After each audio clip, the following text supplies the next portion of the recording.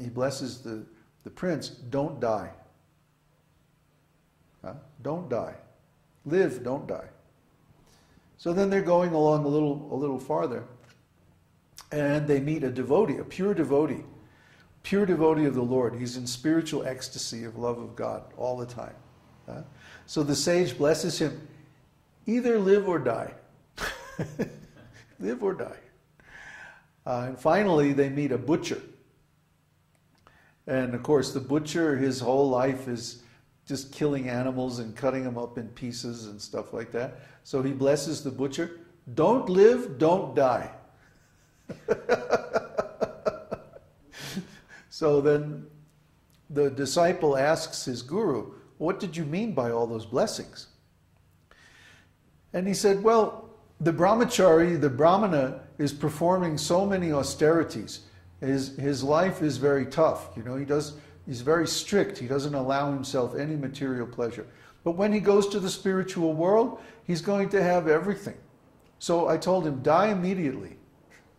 Don't live. Just die right now. Then get the reward that you have earned. And then the prince, well, he's involved in sense enjoyment, and now everything is very nice, but when he dies, because he's committed so many sinful activities, meat eating, illicit sex, and so on, he's going to be in a hellish condition of life, so don't die. Live, don't die. As long as you live, everything's very nice. But as soon as you die, you're in trouble. Then the butcher, his life now is miserable, and his life in the future is going to be miserable. So don't live, don't die. Either way, you're suffering. And finally, the devotee, he's in spiritual consciousness. He's with the Lord right now, and in his future life also very transcendental. So either live or die. It's all the same. Transcendental. So that's the meaning, that's the purport of anadi nidana. Anadi nidana. We're neither birth nor death. We're also like that. We're also anadi nidana. Das. So the next one is dhata. Dhata means original creator. Before Brahma. Brahma is the secondary creator. Brahma takes the material elements and fashions them into the different planetary systems and the different forms of life, different species and so on. But those elements are created by the Lord himself directly.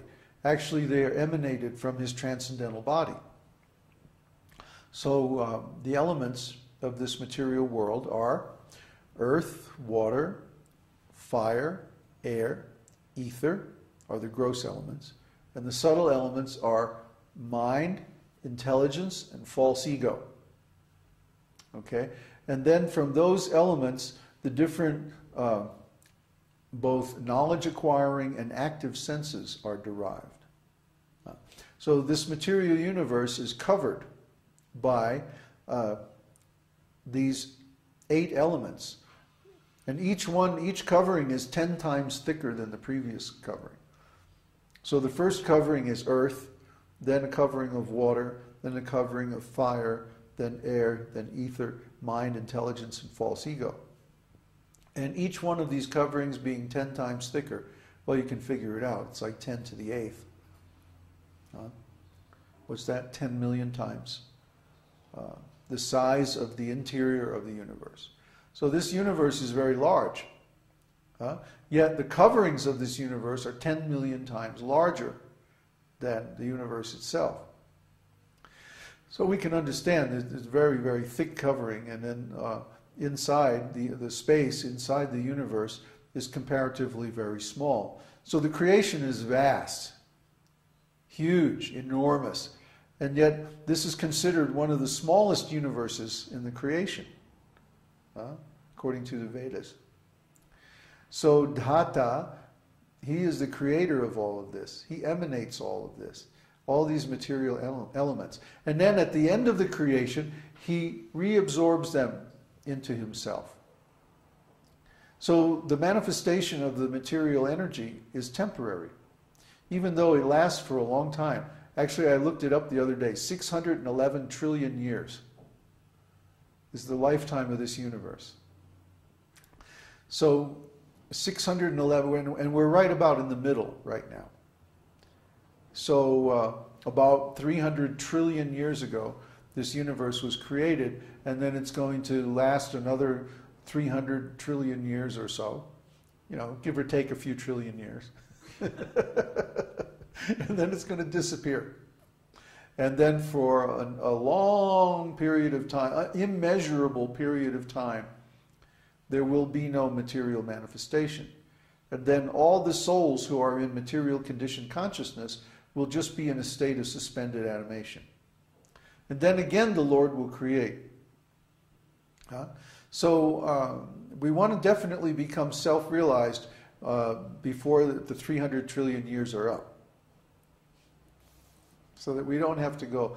But even then, at the end of every day of Brahma, the manifested planetary systems are dissolved, and we go into a state of unconsciousness, like dreamless sleep.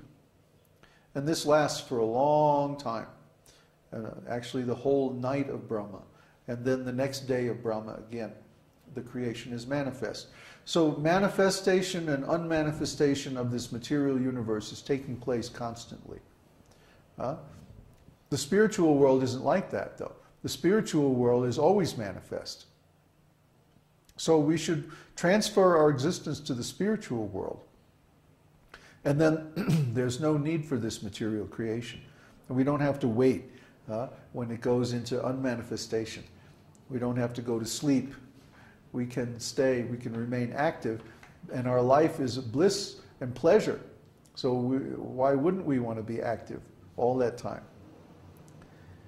So, anadi nidana dhata vidhata. Vidhata means he is the original author of all Vedic instructions. V means is a prefix meaning like ultimate or highest. So vidhata. He's not only the creator of the material manifestation, he's vidhata, he is the emanator or original author of the Vedas as well. The Vedas emanate from the breathing of Lord Mahavishnu, along with the material energy. When he makes the material creation, in other words, he also makes the Vedas, which describe how to use this material life to attain self-realization. There's no need for Vedas in the spiritual world, only in the material world, because here we're covered over by material energy. And we need the Vedas to show us how to get out of this diseased condition back to our normal condition of spiritual existence. So the Vedas are manifest along with the material world. In other words, he provides the documentation, he provides the manual, how to use this thing. He's not an irresponsible creator. Frequently asked questions? Yeah, right. Frequently asked questions. So he's giving all that information, all that knowledge, along with the material world, so that we can get out of this diseased condition back to our normal condition of spiritual life. And because we don't want to know, we deny the Vedas. And even if we hear the knowledge of the Vedas, we don't put it into practice. That's our problem. It's not his problem. Yes, of course, he could force us, he could make us do it, but then that wouldn't be an actual action coming from our own initiative. He wants us to approach him on our own initiative, on our own choice. So he makes the Vedas available, but he doesn't force us to accept them. Especially in Kali Yuga, you have to look very hard to find this Vedic knowledge. It's not easy to find. You have to search for a long time. You have to go through many different paths, many different stages of knowledge before you come to the highest Vedic knowledge. Unless you're very, very fortunate and you happen to take birth in a family of devotees or something like that. Even then, most of the people who subscribe to Vedic knowledge are impersonalists. And they don't accept the personal form of the Lord. They don't accept the process of devotional service. This is a very dangerous world. There's no real knowledge. or very little real knowledge of our spiritual position available. Because even the governments and the corporations like that, they conspire to suppress this Vedic knowledge. They don't want people to be enlightened. Why? Because enlightened people are not very good consumers. We don't have much taste or much attraction for material opulence and sense gratification. Or if we do have these things, we use them only for spiritual purposes. So we're not very good at, keeping up with the Joneses and stuff like that. We have very simple tastes. Yeah, it's hard to make a corporation just supplying devotees with the stuff that they need, because it's very simple. So let's see, one more. Dhatur Uttama. Dhatur Uttama means the Supreme Person. Dhatur is a